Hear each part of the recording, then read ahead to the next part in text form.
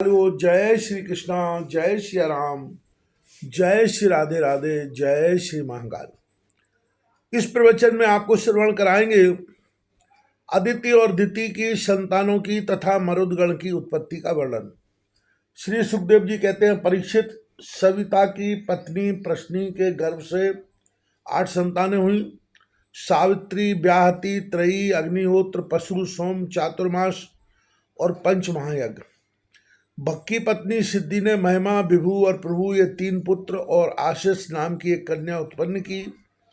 यह कन्या बड़ी सुंदरी और सदाचारिणी थी। धाता की 4 पत्नियां थीं, कुहू, शनिवाली, राका और अनुमति। उनसे क्रमशः सायं, दर्श, प्रातः और पूर्णिमा से 4 पुत्र हुए। धाता के छोटे भाई का नाम था विधाता। उनकी पत्नी क्रिया थी। उससे पुरुष नाम के 5 अग्नियों की उत्पत्ति हुई। वरुण की पत्नी का नाम चर्षणी था। उससे भृगु जी ने पुनः जन्म ग्रहण किया। इसके पहले वे ब्रह्मा जी के पुत्र थे। महायोगी वाल्मीकि जी वरुण के पुत्र थे। वाल्मीकि से पैदा होने के कारण उनका नाम वाल्मीकि पड़ गया था। उर्वशी को देखकर मित्र और वरुण दोनों का वीर स्खलित हो गया था। उसे उन लोगों ने घड़े में रख दिया। उसी से मुनीश्वर अगस्त और वशिष्ठ जी का जन्म हुआ। मित्र की पत्नी थी रेवती। उसके 3 पुत्र हुए, उत्सर्ग, अरिष्ट और पिप्पल। प्रिय परीक्षित, देवराज इंद्र की पत्नी थी पुलोम नंदिनी। सची हमने सुना है। उन्होंने 3 पुत्र उत्पन्न किए, जयंत, ऋषभ और मीडवान। स्वयं के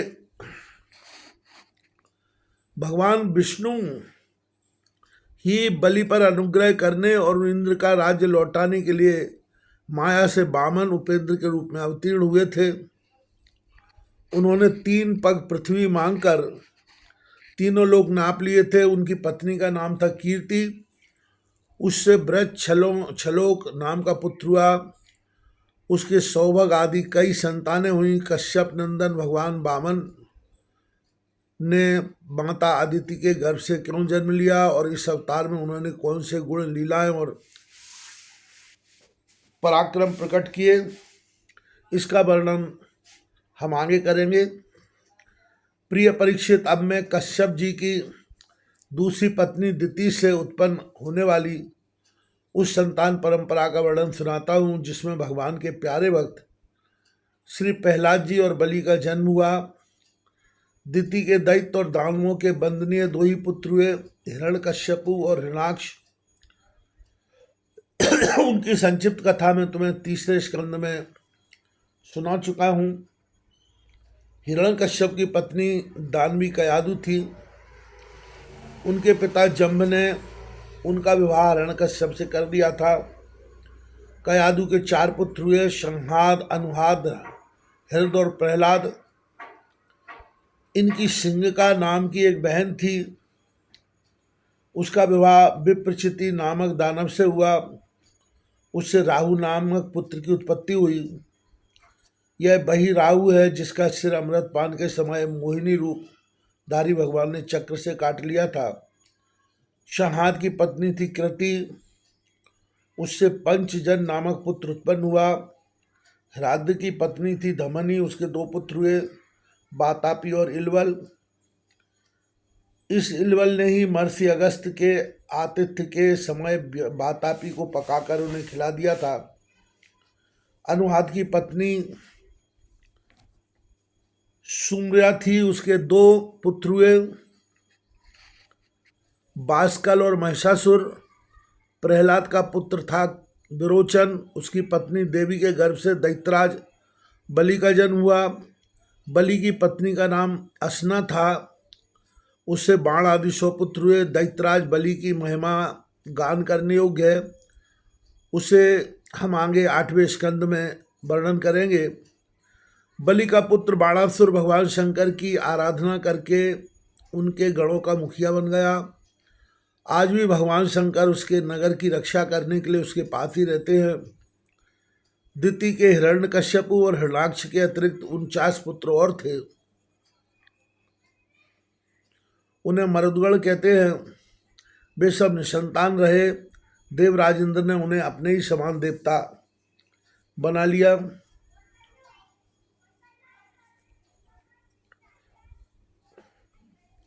राजा परीक्षित ने पूछा, भगवान मरुदगण ने ऐसा कौन सा सत्कर्म किया था जिसके कारण वे अपने जन्मजात असुरोचित भाव को छोड़ सके और देवराज इंद्र के द्वारा देवता बना लिए गए?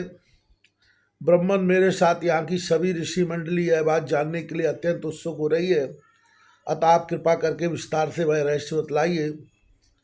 सूत जी कहते हैं, सोनक जी, राजा परीक्षित का प्रश्न थोड़े शब्दों में बड़ा सारगर्भित था। उन्होंने बड़े आदर से पूछा भी था, इसलिए सर्वज्ञ श्री सुखदेव जी महाराज ने बड़े ही प्रसन्न चित्त से उनका अभिनंदन करके यूँ कहा। श्री सुखदेव जी कहने लगे, परीक्षित, भगवान विष्णु ने इंद्र का पक्ष लेकर दिति के दोनों पुत्र हिरण्यकश्यप और हिरणाक्ष को मार डाला। अतः दिति शोक की आग से उद्दीप्त क्रोध से जलकर इस प्रकार सोचने लगी, सचमुच इंद्र बड़ा विषयी, क्रूर और निर्दयी है।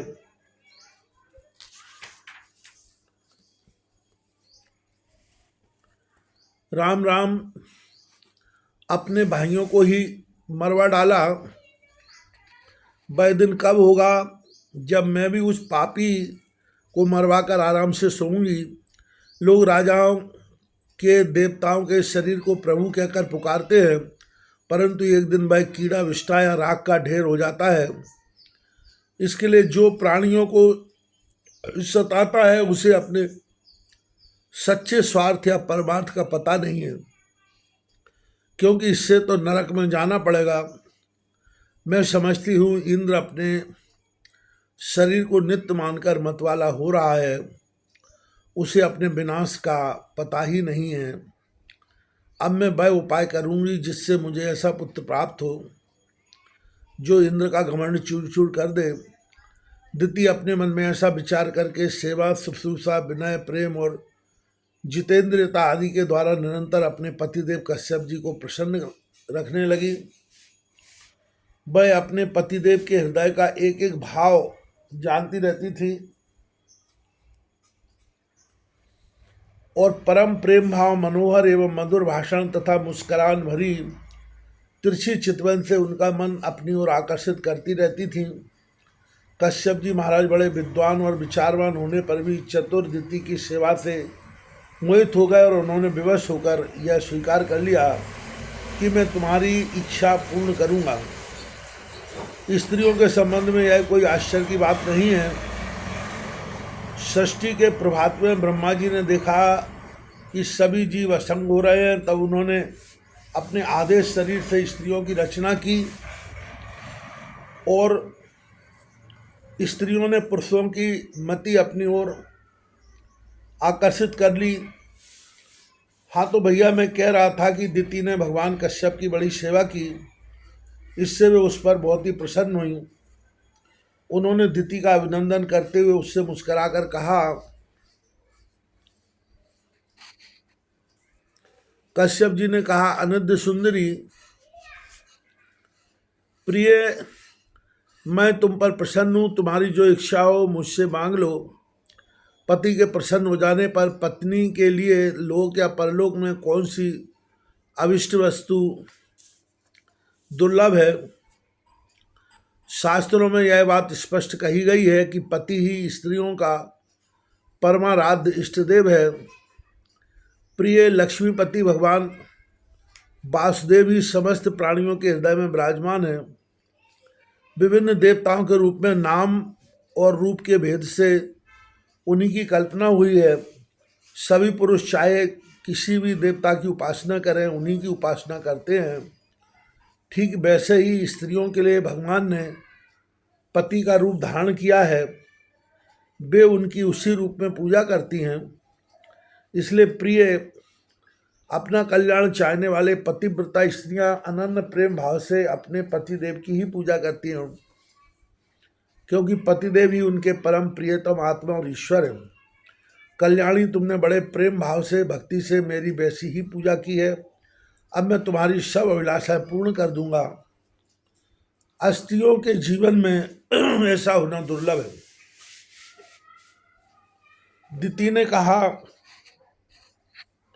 ब्रह्मन इंद्र ने विष्णु के हाथों में मेरे 2 पुत्र मरवाकर मुझे निपुति बना दिया है, इसलिए यदि आप मुझे मोह मांगा वर देना चाहते हैं तो कृपा करके एक ऐसा अमर पुत्र दीजिए जो इंद्र को मार डाले। परीक्षित दिति की बात सुनकर कश्यप जी खिन्न होकर पछताने लगे। वे मनी मन कहने लगे, हाय हाय, आज मेरे जीवन में बहुत बड़े अधर्म का अवसर आ पहुंचा। देखो तो सही, अब मैं इंद्रियों के विषयों में सुख मानने लगा हूँ। स्त्री रूपणी माया ने मेरे चित्त को अपने वश में कर लिया है। हाय हाय, आज मैं कितनी दीनहीन अवस्था में हूँ। अवश्य अब मुझे नरक में गिरना पड़ेगा। इस स्त्री का कोई दोष नहीं है, क्योंकि इसने अपने जन्मजात स्वभाव का ही अनुसरण किया है। दोष मेरा है जो मैं अपनी इंद्रियों को अपने बस में न रख सका, अपने सच्चे स्वार्थ परमात्मा को न समझ सका। मुझ मूढ़ को बार बार धिक्कार है। सच है, स्त्रियों के चरित्र को कौन जानता है। उनका मोह तो ऐसा होता है जैसे शरद ऋतु का खिला हुआ कमल। बातें सुनने में ऐसी मीठी होती है मानो अमृत घोल रखा हो, परंतु हृदय वह तो इतना तीखा होता है कि मानो छुरे की पैनी धार हो। इसमें संदेह नहीं कि स्त्रियां अपनी लालसाओं की कठपुतली होती हैं। सच पूछो तो वे किसी से प्यार नहीं करती। स्वार्थवश वे अपनी पति पुत्र और भाई तक को मार डालती हैं या मरवा डालती हैं। अब तो मैं कह चुका हूं कि जो तुम मांगोगे दूंगा। मेरी बात झूठी नहीं होनी चाहिए, परंतु इंद्र भी वध करने योग्य नहीं है। अच्छा, अब इस विषय में मैं यह युक्ति करता हूँ। प्रिय परीक्षित, सर्वसमर्थ कश्यप जी ने इस प्रकार मनी मन अपनी वशना करके दोनों बात बनाने का उपाय सोचा और फिर तनिक रुष्ट होकर दिति से कहा। कश्यप जी बोले, कल्याणी, यदि तुम मेरे बतलाए हुए व्रत का 1 वर्ष तक विधि पूर्वक पालन करोगी तो तुम्हें इंद्र को मारने वाला पुत्र होगा, परंतु यदि किसी प्रकार नियमों में त्रुटि हो गई तो वह देवताओं का मित्र बन जाएगा। दिति ने कहा, ब्राह्मण मैं उस व्रत का पालन करूंगी। आप बतलाइए कि मुझे क्या क्या करना चाहिए, कौन कौन से काम छोड़ देने चाहिए और कौन से काम ऐसे हैं जिनसे व्रत भंग नहीं होता।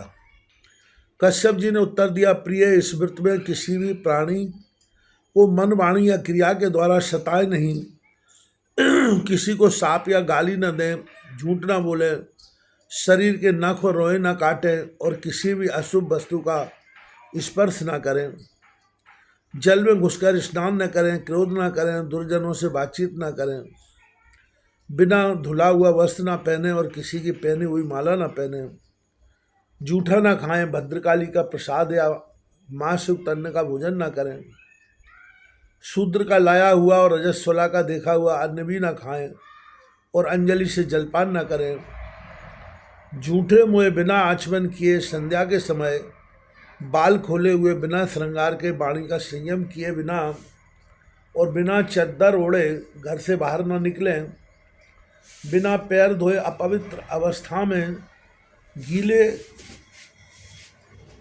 पांव से उत्तर या पश्चिम सिर करके दूसरों के साथ नग्नावस्था में तथा सुबह शाम सोना नहीं चाहिए। इस प्रकार निषिद्ध कर्मों का त्याग करके सर्वथा पवित्र रहें, धुला हुआ वस्त्र धारण करें और सभी सौभाग्य के चिन्हों से सुसज्जित रहें।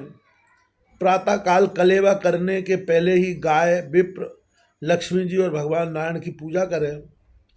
इसके बाद पुष्पमाला, चंदन आदि सुगंध द्रव्य, नैवेद्य और आभूषण आदि से स्वाग्नि स्त्रियों की पूजा करें तथा पति की पूजा करके उनकी सेवा में संलग्न रहें और यह भावना करती रहें कि पति का तेज मेरी कोख में स्थित है। प्रिय, इस व्रत का नाम पुंसवन है। यदि 1 वर्ष तक तुम इसे बिना किसी त्रुटि के पालन कर सकोगी तो तुम्हारी कोख से इंद्रघाती पुत्र उत्पन्न होगा।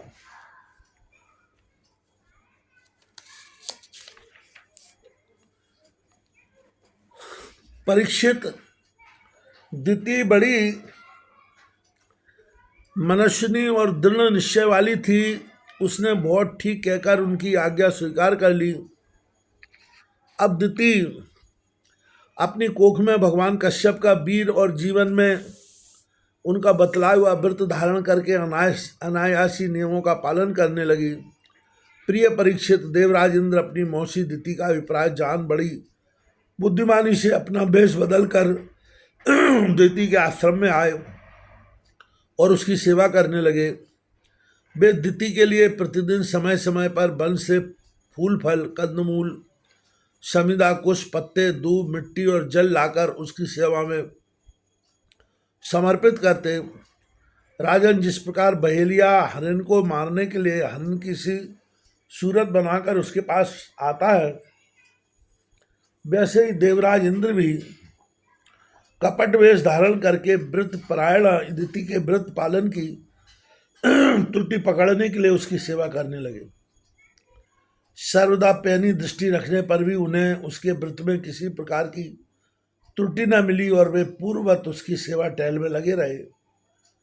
अब तो इंद्र को बड़ी चिंता हुई। वे सोचने लगे, मैं ऐसा कौन सा उपाय करूं जिससे मेरा कल्याण हो। दिति व्रत के नियमों का पालन करते करते बहुत दुर्बल हो गई थी। विधाता ने भी उसे मोह में डाल दिया। इसलिए एक दिन संध्या के समय झूठे मोह बिना आचमन किए और बिना पैर धोई वह सो गई। योगेश्वर इंद्र ने देखा कि यह अच्छा अवसर हाथ लगा। वे योग बल से झटपट सोई हुई दिति के घर में प्रवेश कर गए। उन्होंने वहां जाकर सोने के समान चमकते हुए गर्भ के वज्र के द्वारा 60 टुकड़े कर दिए। जब वह गर्भ रोने लगा तब उन्होंने मत रो यह कहकर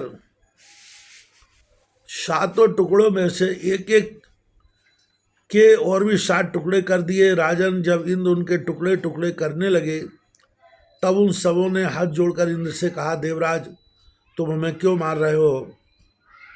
हम तो तुम्हारे भाई मरुदगण हैं। तब इंद्र ने अपने भावी अनन्य प्रेमी पार्षद मरुदगण से कहा, अच्छी बात है, तुम लोग मेरे भाई हो, अब मत डरो।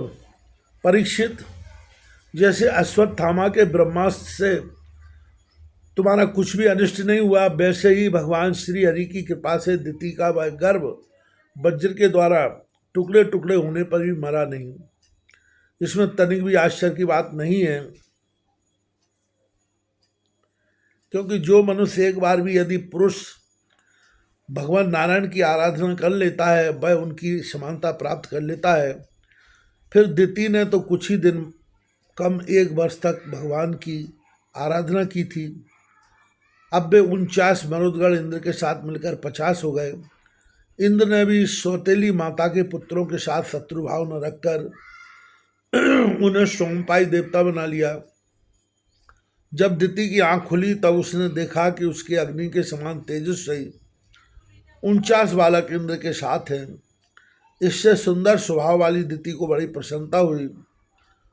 उसने इंद्र को संबोधित करके कहा, बेटा, मैं इस इच्छा से इस अत्यंत कठिन व्रत का पालन कर रही थी कि तुम अदिति के पुत्रों को भयभीत करने वाला पुत्र उत्पन्न हो। मैंने केवल एक ही पुत्र के लिए संकल्प किया था, फिर ये 49 पुत्र कैसे हो गए? बेटा इंद्र, यदि तुम्हें इसका रहस्य मालूम हो तो सच सच मुझे बतला दो, झूठ ना बोलना। इंद्र ने कहा, माता, मुझे इस बात का पता चल गया था कि तुम किस उद्देश्य से व्रत कर रही हो, इसलिए ये अपना स्वार्थ सिद्ध करने के उद्देश्य से मैं स्वर्ग छोड़कर तुम्हारे पास आया। मेरे मन में तनिक भी धर्म भावना नहीं थी, इसी से तुम्हारे व्रत में त्रुटि होते ही मैंने उस गर्भ के टुकड़े टुकड़े कर दिए। पहले मैंने उसके 7 टुकड़े किए थे, अब ये 7 टुकड़े 7 बालक बन गए।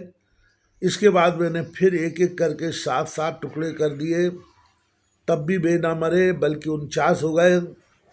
यह परम आश्चर्यमयी घटना देखकर मैंने ऐसा निश्चय किया कि परम पुरुष भगवान की उपासना यह कोई स्वाभाविक सिद्धि है जो लोग निष्काम भाव से भगवान की आराधना करते हैं और दूसरी बस्तियों की तो बात ही क्या है, मोक्ष की भी इच्छा नहीं करते, वे ही अपने ऊपर स्वार्थ और परमार्थ में निपुण हैं। भगवान जगदीश्वर सबके आराध्य देव और अपने आत्मा ही हैं। वे प्रसन्न होकर अपने आप तक का दान कर देते हैं। भला ऐसा कौन बुद्धिमान है जो उनकी आराधना करके विषय भोगों का वरदान मांगे। माताजी, ये विषय भोग तो नरक में भी मिल सकते हैं। मेरी स्नेहमय जननी, तुम सब प्रकार मेरी पूज्या हो। मैंने मूर्खतावश बड़ी दुष्टता का काम किया है, तुम मेरे अपराध को क्षमा कर दो। यह बड़े सौभाग्य की बात है कि तुम्हारा गर्भ खंड खंड हो जाने से एक प्रकार मर जाने पर भी फिर से जीवित हो गया। सुखदेव जी कहते हैं, परीक्षित दिति देवराज इंद्र के शुद्ध भाव से संतुष्ट हो गई।